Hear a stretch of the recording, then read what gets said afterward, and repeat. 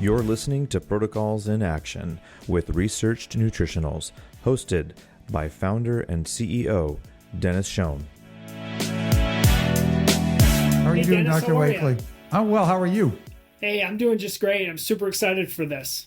Well, good. I'm glad you're joining us. Let me give a short introduction, and then we'll get going.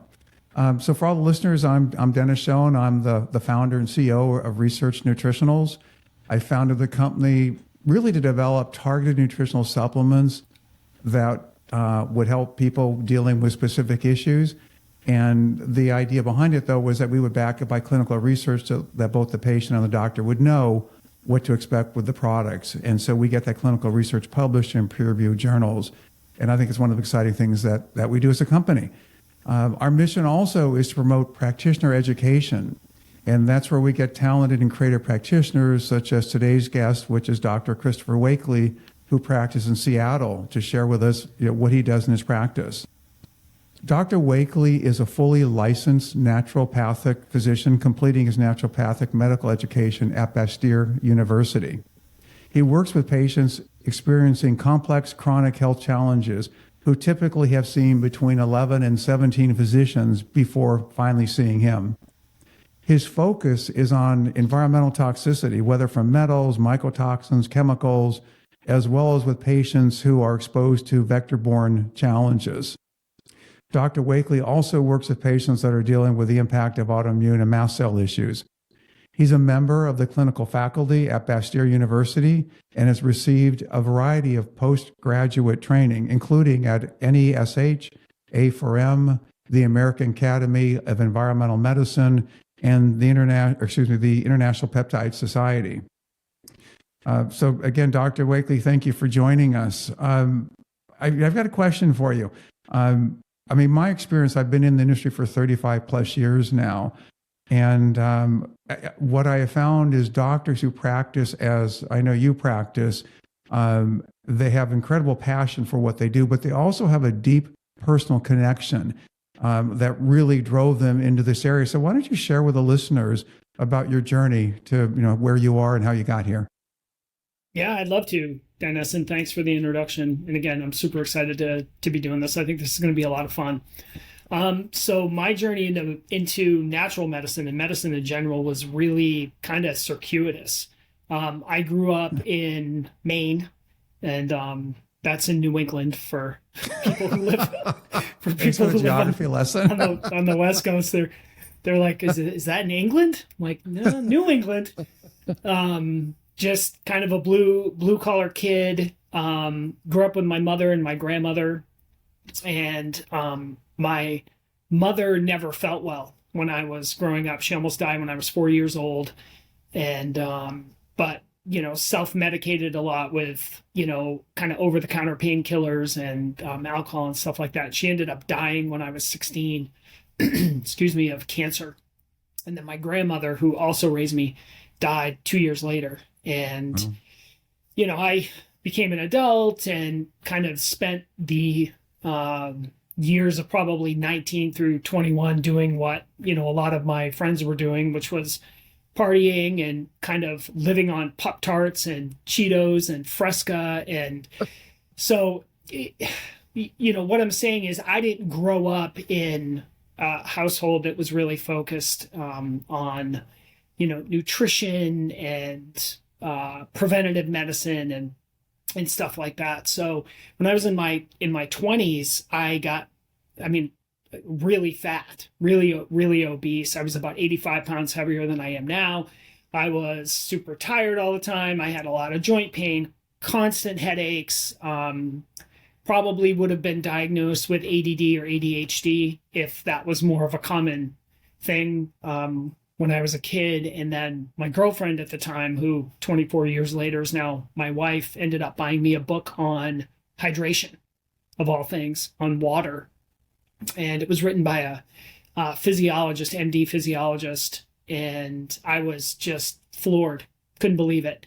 And started looking more into natural supplements and, started with the easy stuff, right? Like vitamin C and things like that. And I didn't even know, I thought vitamins were for weirdos. Like my dad used to take vitamins and I'd be like, that's weird.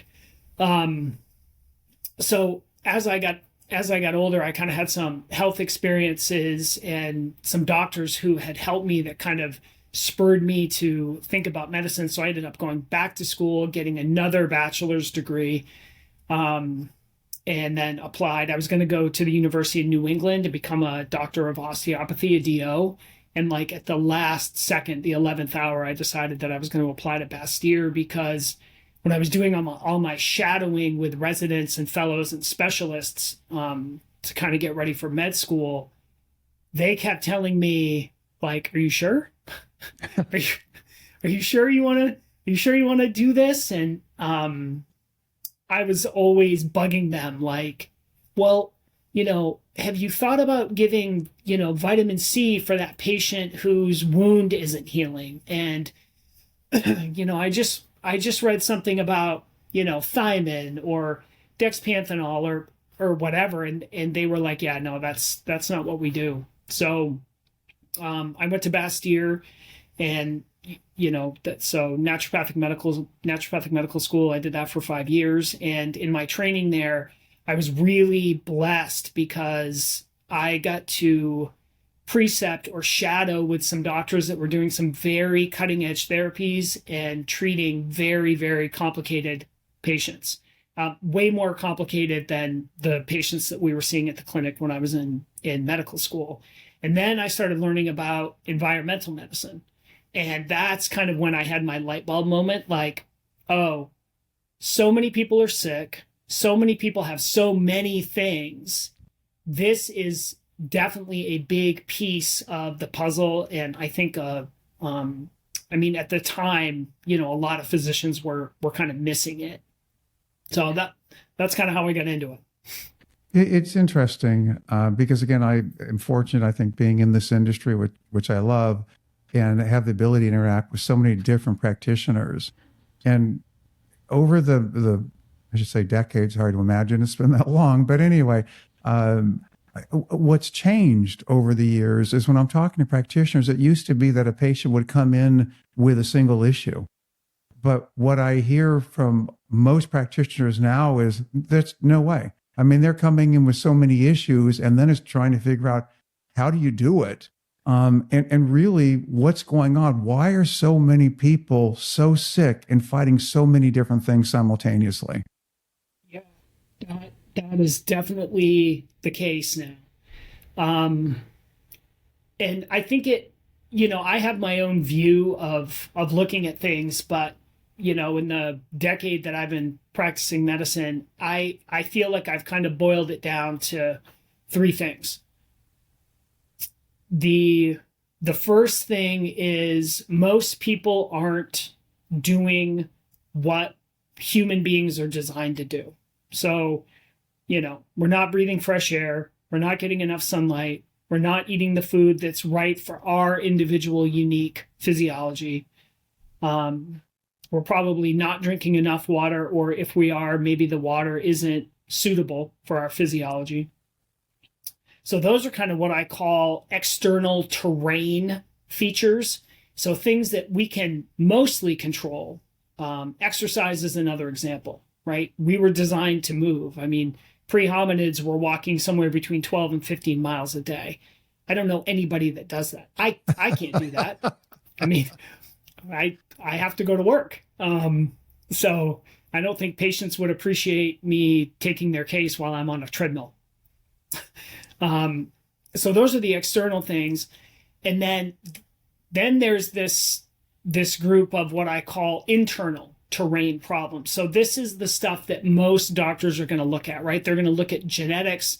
They're going to look at the cellular environment, the mitochondria, hormones, organ systems, like how's the liver functioning? How's the kidney functioning? How, the skin and the gut and all that stuff. And both of those are really, really, really important. And they both matter and they both need to be addressed. But I think the third area that a lot of people are missing, and it's becoming more prevalent now to hear about this, is what I call toxic terrain modifiers, or sometimes Dennis and we talk about these as PETs, pathological external terrain susceptibilities. And well, what does that mean? Well, those are things that are in your environment that you have little to no control over, that you get exposed to whether you want to or not. So a great example would be heavy metals or mold or certain bacteria or viruses. So I think to answer your question, I think the reason why so many people are coming in with these complicated health issues and not just one or two symptoms is because we've kind of gotten into this phase where we're in a perfect storm. We have problems with our internal terrain. So what's going on in our cellular environment? We're not doing the things that we're supposed to be doing for our unique physiology in the external terrain stuff. And then we have these toxic terrain modifiers like metals and mold and viruses and chemicals, pesticides, glyphosate, things like that, that are assaulting us and changing how our internal terrain behaves, right? And so for my patients, I focus a lot on those things because I feel like if something's wrong with the cellular environment, or something's going wrong with how the organ systems are working on a functional level, my question is always why, right? Like, let's look behind the veil and figure out what's in the way there. And well, it's interesting. And so really what's happening, I mean, the onslaught, the nonstop assault on all of us is happening faster than our bodies have evolved to actually deal with it, right? So sounds like that's where you come in. You're sort of coming in, and where the body hasn't kept up or hasn't been able to modify itself yet, then it's up to somebody like you to come in and figure out all of this. Yeah, that's what I do. And man, I wish it was easy, you know? It's not supposed to be, Wakely. Yeah. That's what they keep telling me. I should mention, I call Dr. Wakely because his family and friends and peers all call him Wakely. So just FYI, go ahead, please. Yeah. I know my wife calls me Wakely. So Wakely, leave. No. Yeah. Wakely, be quiet. So I wish it was easy. The thing that I have found in my practice is that when people come in and they're complaining of, I'm usually getting, like when I see a new patient, what we call a chief complaint list is usually somewhere between 7 and 12 things, So it's not just, I don't feel good or my knee hurts or, whatever. It's all 7 or 10 or how many symptoms they have. They all been going on for a long time. They're all really significant. And in my clinical experience, it's usually more than one thing that's causing those individual symptoms. So I always tell patients, I tend to use a lot of analogies. It's just how I think. But I will tell them, this process is going to be like peeling an onion, or this process is going to be like trying to get to the center of your Tootsie Pop. We may have something on top that you're showing up with right now that could potentially help 1 or 2 symptoms. And then when we peel that layer off, okay, well, what layer are we in now? We have to identify that. We have to work through that. And, when you're doing that, you also have to support the internal terrain. You have to support the internal cellular structure in the organ systems and work with people on teaching them how to do things that are going to be right for their body that they can control. So, not everybody should be on a carnivore diet. Not everybody should be on a vegan diet. Not everybody should drink their body weight in fluid ounces of water a day. Some people do really well with coffee, some people don't. So it's those unique little things that those are the puzzle pieces that I guess I'm trying to put together with the help of my patients, of course. So when you're looking at that many issues, how do you determine which issue or issues to hit first? Yeah, that's a really good question. So there's a couple different ways. I mean, obviously symptoms and signs, so physical examination and then what they're complaining about is a big piece of the story. And a lot of times there are particular symptoms that to me kind of point toward one particular environmental toxin versus another.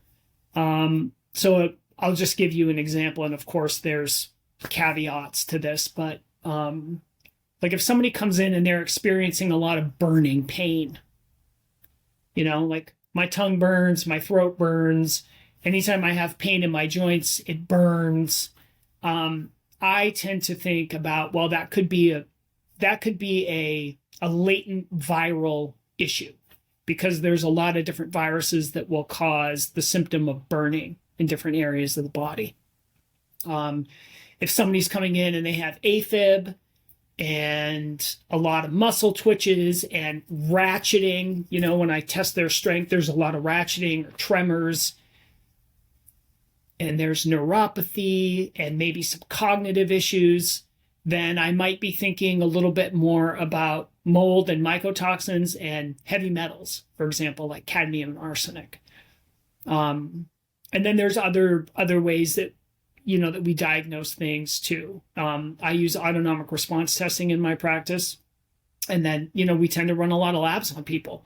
So we'll do urine tests, stool tests, saliva tests, and blood. Obviously, a lot of blood labs.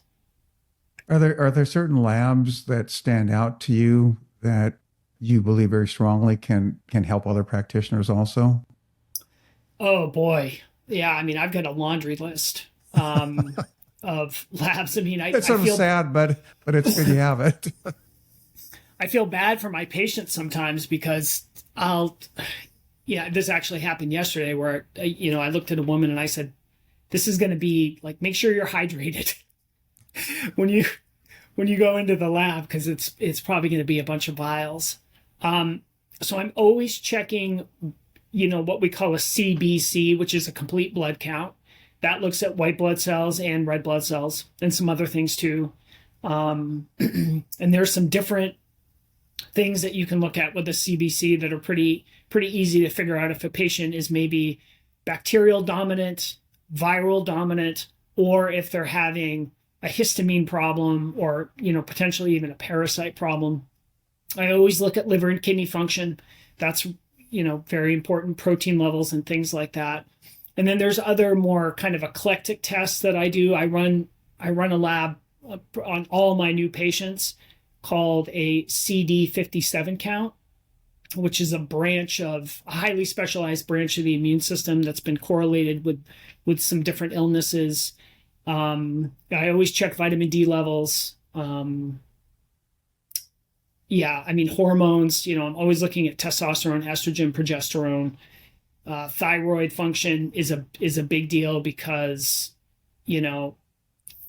thyroid function has a lot to do with how people are feeling metabolically. And if they're coming in to see me, I can almost guarantee that they don't have energy. Like they're not feeling good, right? And that can be due to a lot of different things, but an easy rule out is, checking thyroid function and don't just check TSH. TSH is a great test. TSH is essentially a test that is answering the question, how loud is the brain yelling at the thyroid? Thyroid, stimulate, make hormone, TSH. It says nothing about what the thyroid is actually doing downstream. And it certainly doesn't tell us anything about what's actually happening at the cellular level with thyroid function. And, is that hormone even being able to get onto the receptor and get into the cell to alter DNA, transcription? So what are some of the other, I guess, beyond just the brain instructing the thyroid what to do, when you're looking downstream, what are the other thyroid areas that you're looking at or tests that you're running? Yeah, that's a great question. So I always check a free T4 level. That's really important because that, T4 is what the thyroid pumps out. And it's, it's an amino acid with 4 little iodine groups on it. And that is an inactive hormone. That extra iodine on there is to safely shuttle that thyroid hormone to the environment where it needs to go. And then I look at T3 levels. And that's really important because that's what is metabolically active, and that's what's going to dock on the receptor of the cells and actually change DNA transcription and help provide metabolic assistance to the cellular environment.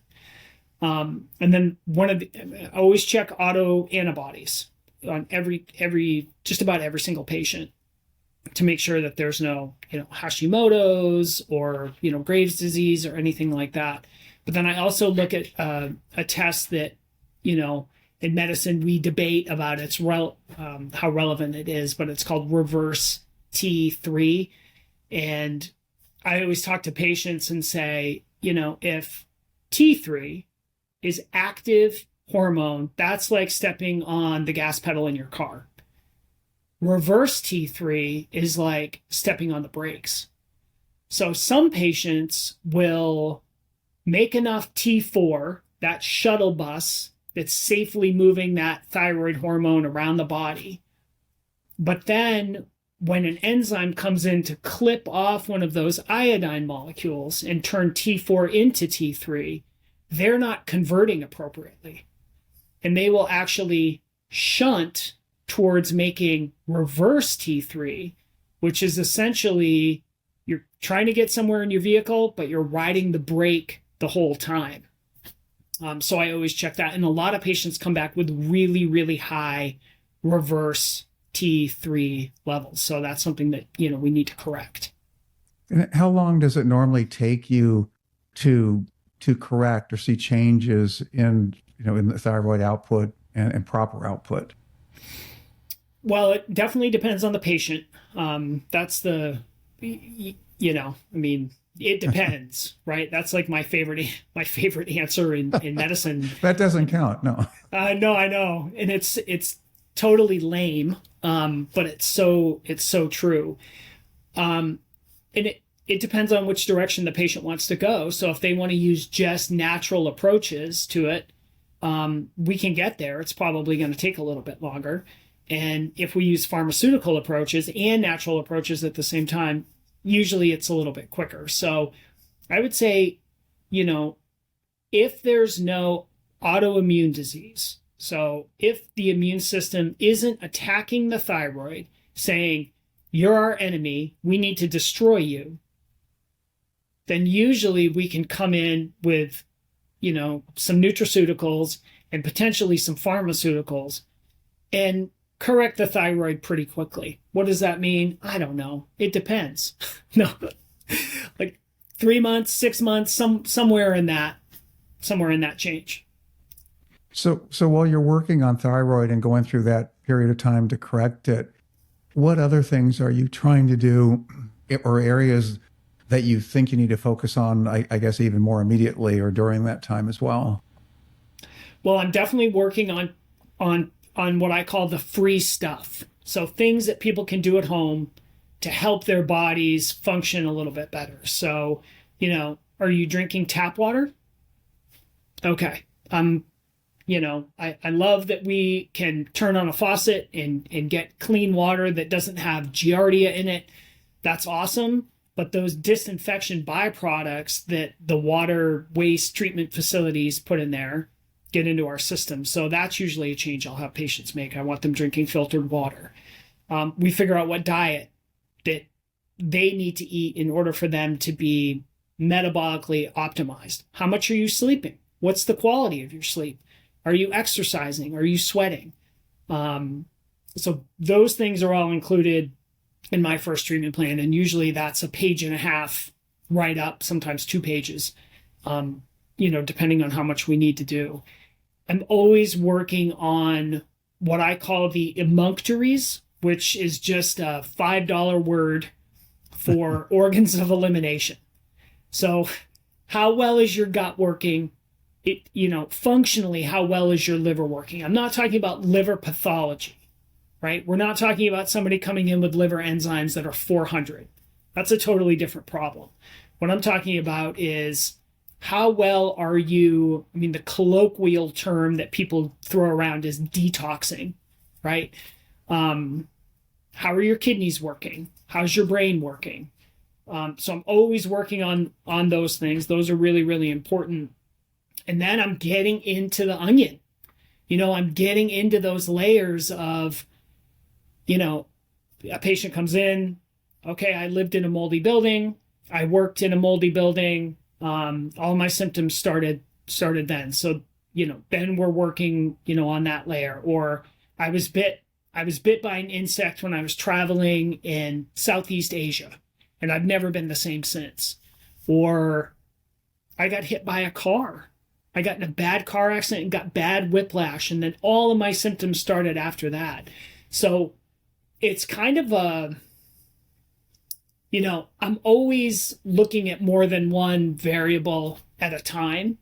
And because in my experience, if you just look at one variable at a time, you end up playing whack-a-mole. You remember that game in the arcades where you Sure. hit one thing and then 5 other things pop up?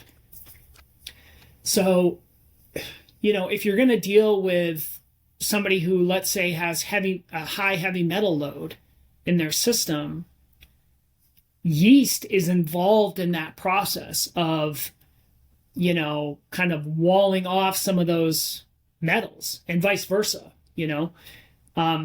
so you need to look at both of those at the same time too. So it's kind of a serpiginous answer to your question, Dennis, and I'm sorry, but I'm always doing multiple things for my patients. It makes sense. Each person is different, and they're presenting with different infections or autoimmune issues or whatever else it might be. So yeah, I think a unique approach to it is good. Are there certain things that you do? You mentioned detox, which I think obviously environmentally we probably need a lot of that you like from a detox standpoint, or metabolically for to help with the fatigue, or any of those types of things that you often do that you think your patients are really benefiting by? Yeah, I have a large list, but I would say if somebody held a gun to my head and said, if you want to help with appropriate detoxification or depuration, getting bad things out and turning things that are very toxic into something that is less toxic, then probably my first stop would be, don't pull the trigger. Let's put everybody in America on glutathione. That's probably what I would say, because it's such an important antioxidant, and we make it. The human body makes glutathione, and that's great. Good job, body. Good job, physiology, making glutathione. But we're not designed to handle the amount of toxicity that's coming at us from an environmental perspective. I don't think our glutathione manufacturing can keep up with the toxic insults. So that would be the first one that I would put people on. Would be glutathione. And I hear, I think quite a few doctors use NAC as a way of trying to boost glutathione. What's your thought on that? Yeah, that's funny. So I love NAC. I don't hate NAC. I take NAC occasionally. What I don't do is I don't take NAC to boost my glutathione levels. It's kind of like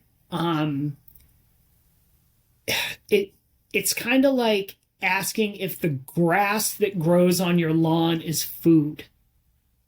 Like, can you eat it? Sure, you could go eat it, but it's really not that helpful. So do you mind if I kind of like dive into that question a little bit? Go right ahead. I think probably a lot of our listeners would be very interested in your thoughts. Yeah. So with N-acetylcysteine, NAC, the first thing that needs to happen is number one, you need to absorb it, right? And for a lot of patients that have a complex chronic illness, their absorption ability for micronutrients and vitamins and supplements and stuff like that is compromised. So that's step number one. Step number two is NAC has to get taken apart.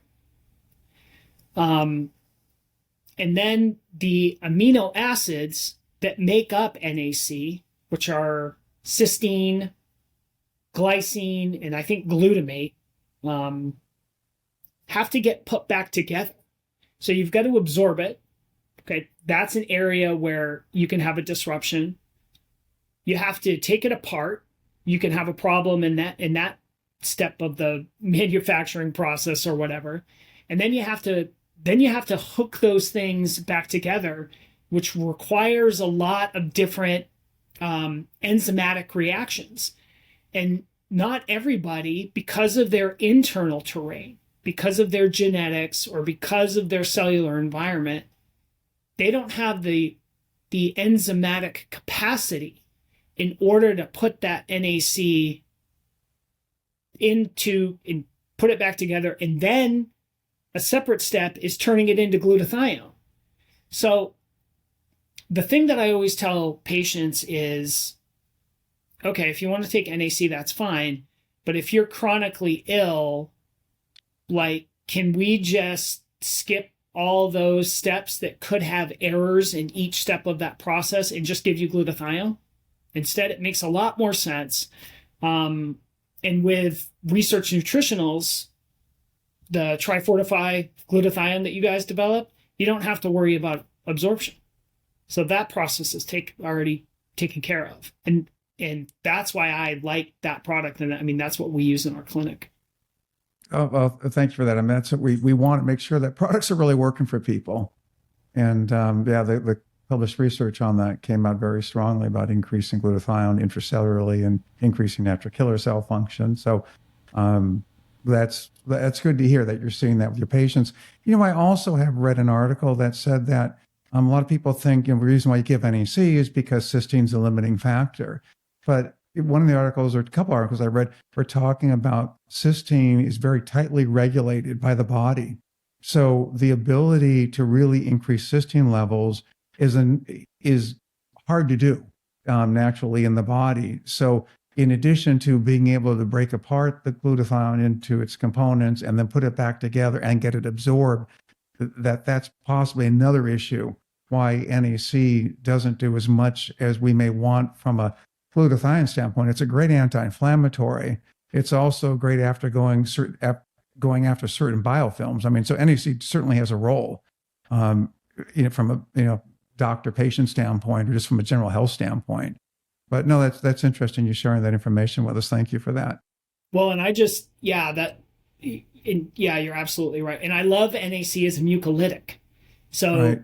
Instead of putting somebody on Mucinex, if they have a cough that's just not moving, I think NAC can be really helpful. I just read something last week that because, and of course, this isn't going to sound very eloquent because I didn't think we were going to talk about this, but there's something to do with the disulfide bridges that are being utilized in the body, and they will take up extra cysteine and hold onto that very tightly, so it can't be unbound and then used for things like making glutathione, which is going to help people detox and feel better. Interesting. And then you said earlier on too that one of the common symptoms that the patients feel oftentimes is a lack of energy. I mean, what do you think's going on there, and how do you deal with it? Oh, yeah. Well, I mean, lack of energy can be because of a whole bunch of different things, right? I mean, it could be 20 different reasons why somebody doesn't have energy. But in the end, to me, it always boils down to what's going on in the mitochondria. And so for the listeners that don't know, and I'm gonna keep this super simple. The mitochondria is this organelle that lives inside the cells, and it's responsible for a lot of different things, and it's very, very important. It's a very important organelle.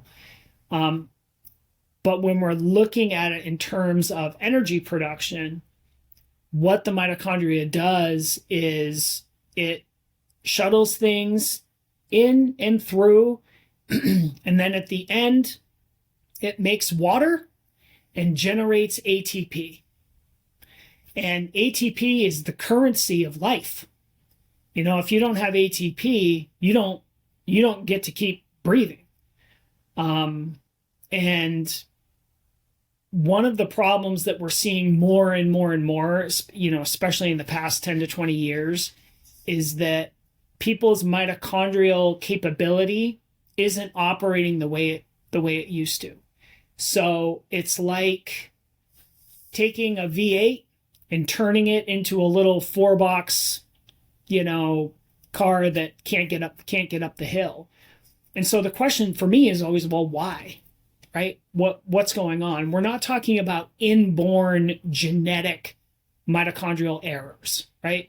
What I'm talking about is a functional problem in the mitochondria itself. And when you think about the mitochondria, it's lined with fat. So it's lipophilic. It can accumulate toxins that are fat soluble. Excuse me. So I always think about, well, what's getting in the way of that mitochondria? If you can't get things into the mitochondria, like certain nutrients, then you need to remove those. Well, what if the buses that are running in and out of the mitochondria aren't working as efficiently as they can? Well, there's things that we can do for that. And then the most obvious thing is, are we providing ourselves as human beings with enough substrate to get into the mitochondria so it can do its job? You know, it's like you want to go on a 100-mile road trip, but you only put in a quarter tank of gas. You're going to be pulled over on the side of the road.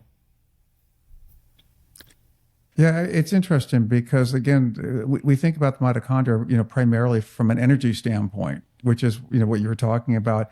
But you also mentioned, which I think is really true, the role it plays in, you know, in inflammation and the immune system and signaling the immune system to do certain things. So the health of that mitochondria is a big issue. What are the issues that cause the damage to those mitochondrial membranes that, you know, that are so important? Well, can I say it? Should I say it? It depends. Of course. That's a cop out. You know that. You got to try something different. It's a wicked cop out. Yeah, that's why I say it all the time.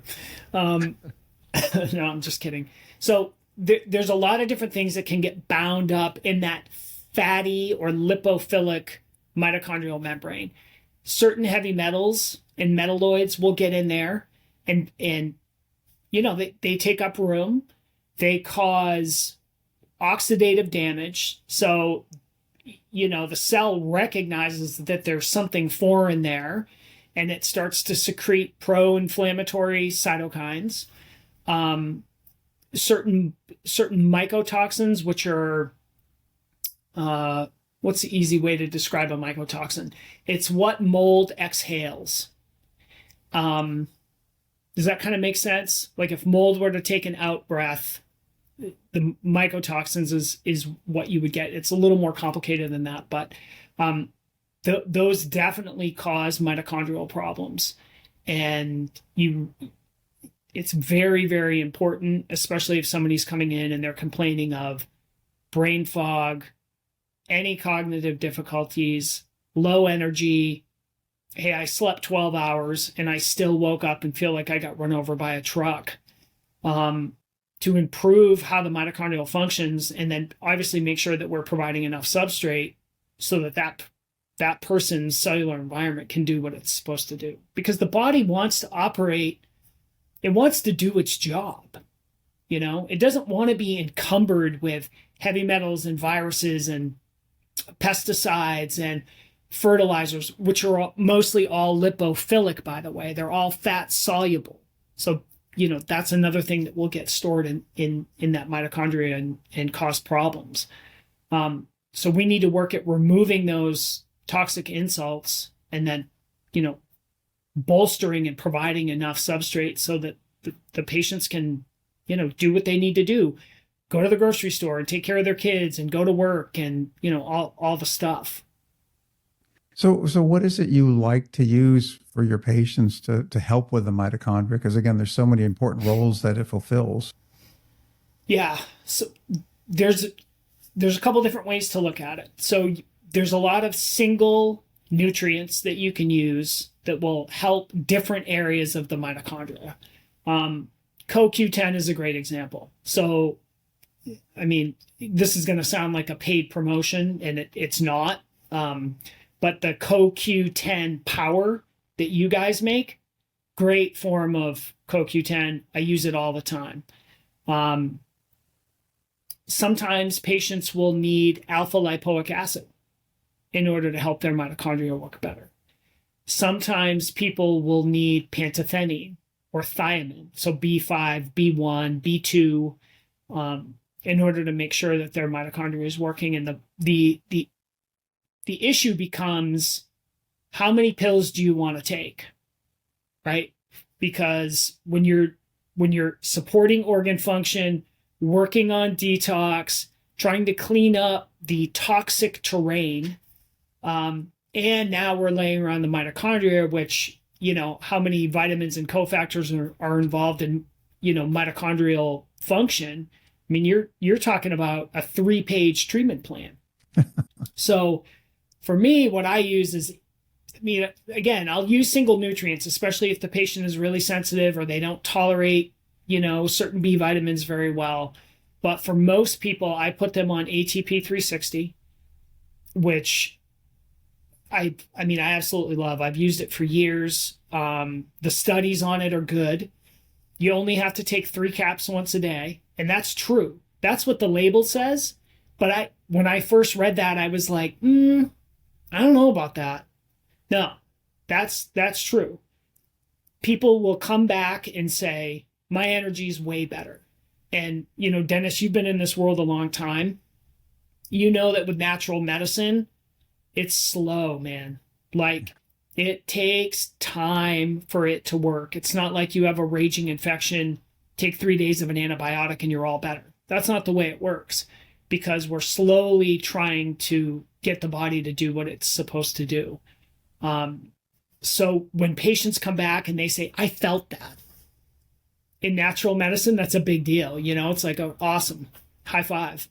And there's a couple things about that ATP 360 that I think are pretty legit. So the first one is, instead of using regular alpha lipoic acid, that product uses R lipoic acid. So, well, what's the difference? Well, the difference is the bioavailability. So when you put R lipo, which is super expensive, R lipoic acid is really expensive. So that's why most supplement companies won't use it, right? Because they run into a price issue with it. So you're doubling. You have a 2-fold increase in bioabsorption when you use R lipoic acid. And, the papers on R lipoic acid, it's going to improve the function of the mitochondria. And it's a heavy metal chelator, a transition heavy metal chelator, which, for me, being an environmental medicine doctor where I'm looking at those things, I always like to use the whole, like, two birds, one stone approach. And patients like it too, right? Because it saves them time and money. And then the other thing about ATP 360 that I think is awesome is, you guys put PQQ in it, which, PQQ it's an amazing antioxidant. So most antioxidants can be used a couple times before they're done, right? It's like stretching out a rubber band. You stretch it a bunch of times, and then before you know it, it's going to break. Like vitamin C, for example. Vitamin C you can use for 4 cycles, and then it's done. That particular vitamin C molecule isn't gonna work anymore. PQQ has 20,000 catalytic cycles. Wow. 20,000 catalytic cycles. Before it's done, and it makes your mitochondria bigger. So if you have bigger mitochondria, then they're going to work more efficiently. And again, sorry for the long, winding answer to your question, but yeah, I use ATP 360. I'll use single nutrients in some patients, but the reason why I use ATP 360 is because it's bougie in terms of the. Haven't heard that before. In terms of the alpha lipoic acid, you're doing the R lipoic acid. And then you guys were forward thinking enough to put that PQQ in there, along with all the other things that are in there too, right? That are going to support the mitochondria.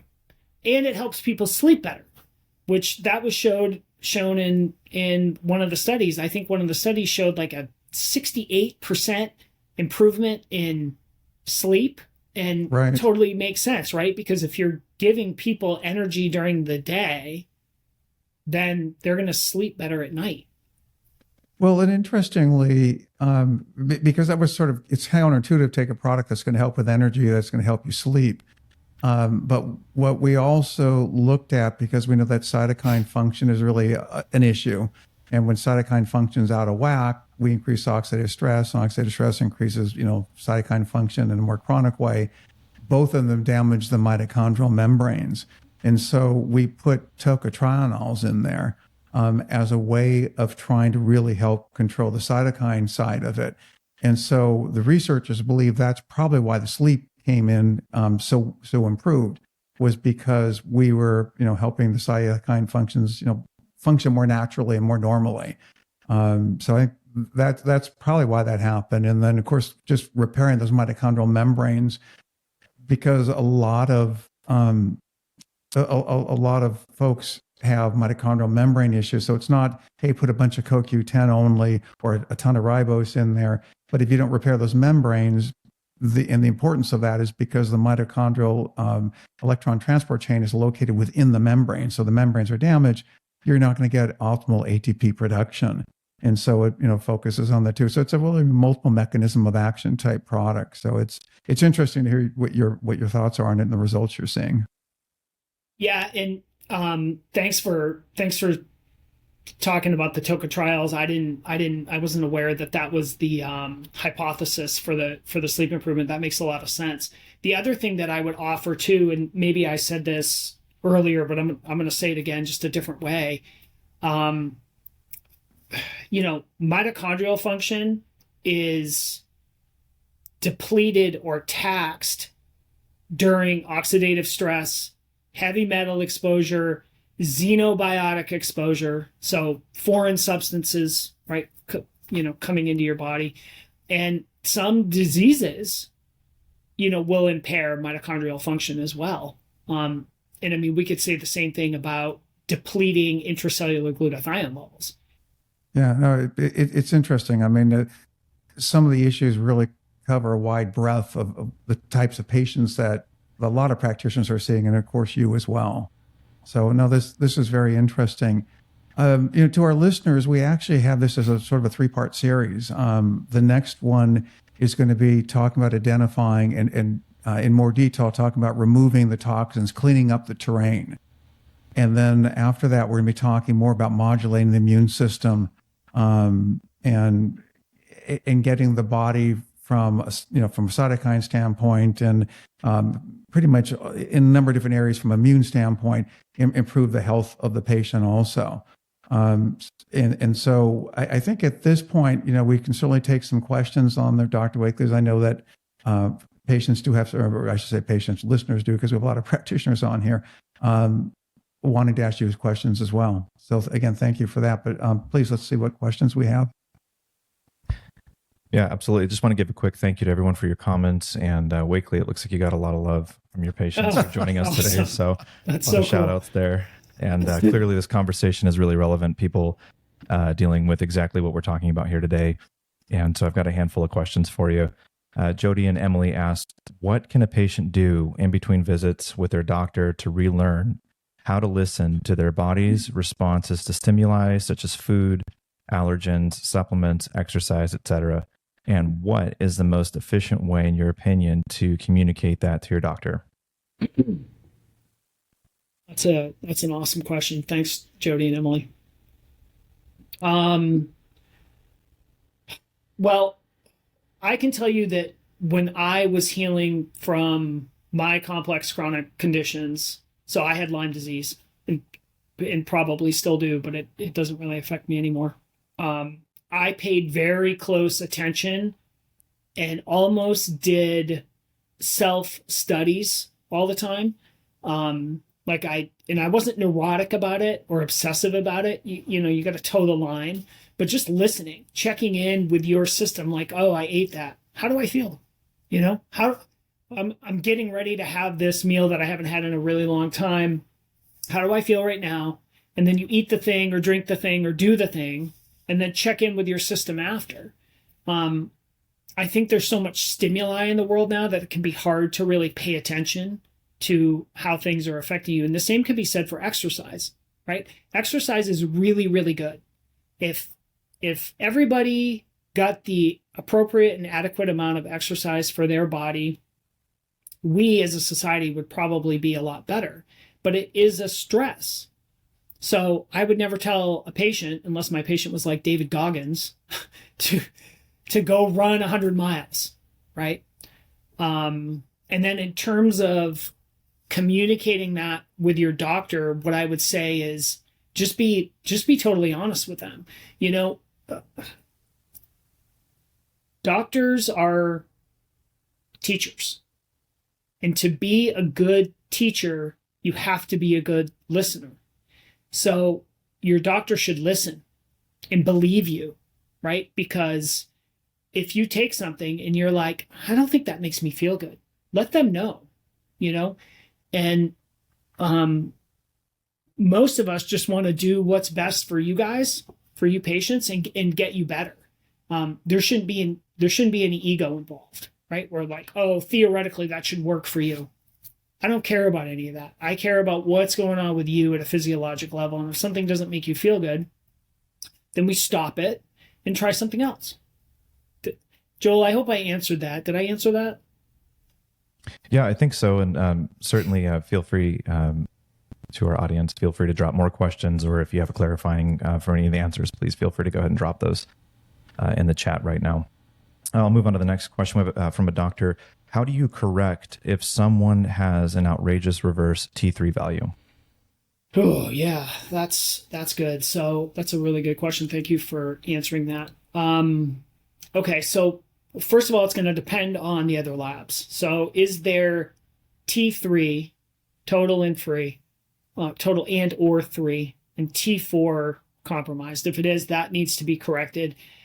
I am of the opinion that I think that is a good place for pharmaceuticals for a lot of people. And I've had really good luck with Cytomel and Synthroid, or the generic versions of those. They're cheap, they're easy for patients to take, and you definitely see changes pretty quickly.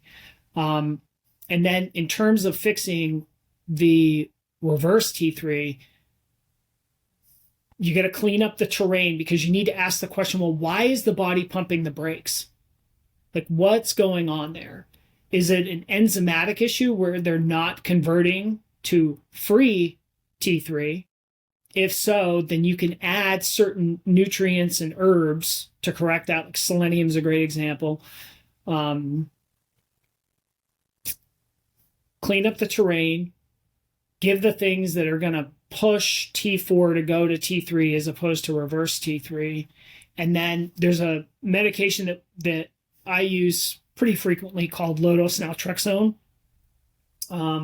which I have found clinically to help. There's not a lot of studies on it, but I found it to be pretty useful. Excellent. Thank you. All right. We've got a question from Dasha. Friend does not tolerate glutathione. Natural killer cell activity increase or sulfur intolerance? Great question. So could be either.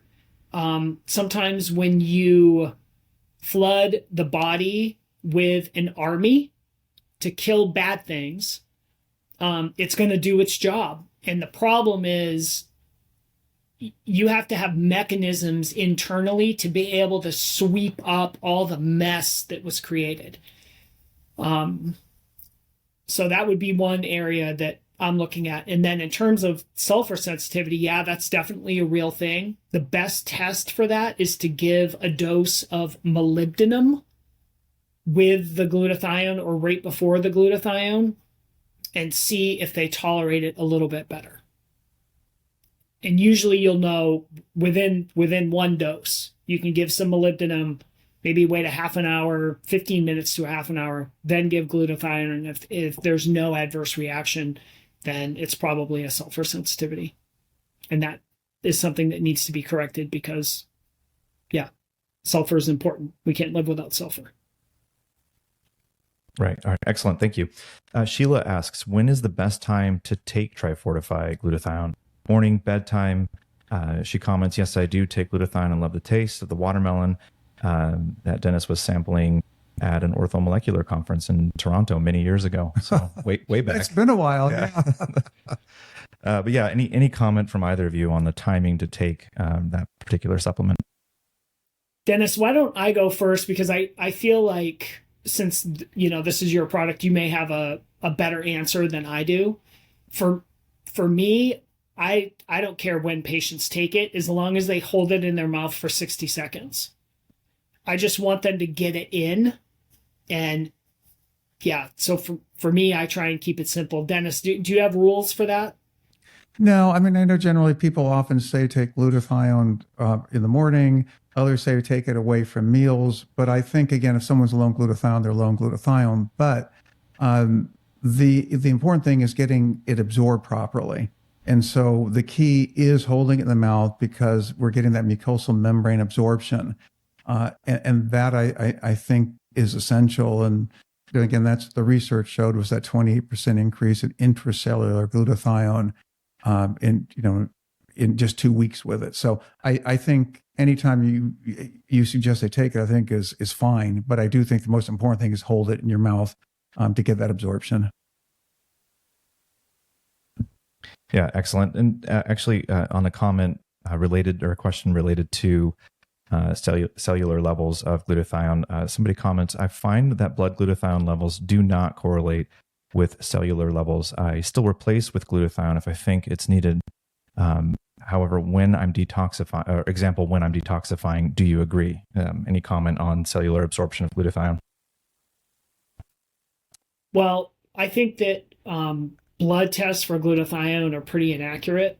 I mean, it depends on the test. If you're looking at red blood cell levels and white blood cell levels, that's definitely going to be closer. Dennis, what do you think? I think it's a good question, but I mean, one of the problems with the commercial testing is that most of them are testing plasma levels. Right. So when you were saying, hey, the blood doesn't correlate, well, that's because just because it's in the plasma doesn't mean it got into the cell in the reduced form, which is where it needs to go to do its job. And so that's why I think when people talk about glutathione, especially, a lot of the commercial labs, I'm not aware, maybe there was somebody at this point, but I'm not aware of a commercial lab that's actually testing intracellular. And so when we did the research, I mean, we went to Penn State University, they're the ones who designed and did the research. They had the ability to measure intracellular. And I think that's the difference. So it's not really looking at blood and saying, hey, that's working. It's got to get into the cell. And that's what you need to have happen. And unfortunately, with this product, that's what did happen or does happen. Excellent. Danielle asks, can we be on selenium long-term? Oh, that's a good question. You're taking me back to my first year in medical school biochemistry class. So there is a condition in medicine called selenosis where you can get too much selenium, and I think the main symptom that you see from selenosis, too much selenium, is brittle nails and brittle hair. But I'll have to consult my board exam review to make sure. But if you're taking 200 micrograms of selenium, which is a pretty common standard dose, I think you can do that for a really long time before you're going to have any adverse effects. But it depends. All right, excellent. We have another question from Jody and Emily. Can you speak a little to the downstream effects of TBI and head trauma on the body, more specifically the digestive system and hormones?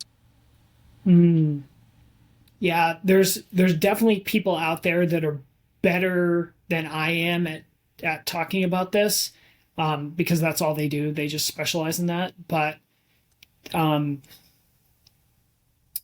so I'm going to give you my theory, and this is purely based on my own, clinical experience in dealing with chronic complex infections and toxicity. The body is really good at shoving stuff in the closet. What I mean by that is, like, mom told me to clean my room while she was at the grocery store, and then she's pulling in the driveway. Oh no, I was busy playing video games. I'm just going to shove everything in the closet. So that goes for heavy metals. There's a lot of different toxins that the body will kind of get out of the bloodstream. Let's get it into the tissue. See no evil, hear no evil. When you're in a car accident or you have a traumatic brain injury, I've had patients fall off a bicycle before and then develop really significant, complex chronic issues that are not related to them falling on their knee, right? I think some of this stuff comes out of the tissue space, gets into the bloodstream, starts to cause immune reactions, and now you're kind of on the merry-go-round, and you got to deal with it and clean it up and get the stuff out of long-term storage, get it out of the closet and get it cleaned out. Excellent. Thank you. Somebody commented, how do you correct a sulfur sensitivity? Comment was, my diet is so limited because of that. Do you have any thoughts on that? Yeah.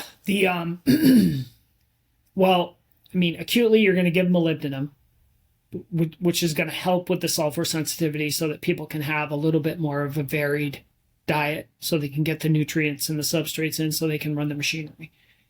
I use a technique in my practice called low-dose allergen therapy and low-dose immunotherapy. I've used it for a long, long time, and that has really seemed to help people. Because what you're doing there is you're targeting the dendritic cells that are kind of the directors of traffic in the immune system, and you can end up down-regulating this one branch. It's a Th17 cell. That I always, when I talk about it with patients, I always say, sometimes these cells are like Henny Penny. Oh my God, the sky is falling. What are we going to do? I don't know. Let's just create a bunch of inflammation. Maybe that will help. And all that does is it's like going to the party with the guy who's always depressed. At the end of the night, everybody's like sulking in the corner. That's the same thing that happens in the immune system, So if you can correct those Th17 cells and how they're behaving, a lot of times people will get over their sulfur sensitivities. So I use LDA and LDI.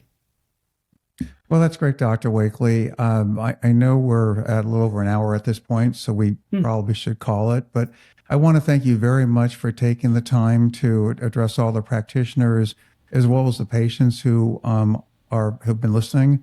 And I certainly hope to all of our listeners you found this is useful and something that can help you in your practices or also in patients, in improving your overall health. So, Dr. Wakely, thank you very much for your time. That was so fun. We should do it again. Oh, we are. That's right. We are. That's right. This is 1 and 3. Awesome. Thanks, Dennis. That was great. Thanks for having me. Have a great day. Thank you. See you later. Bye-bye.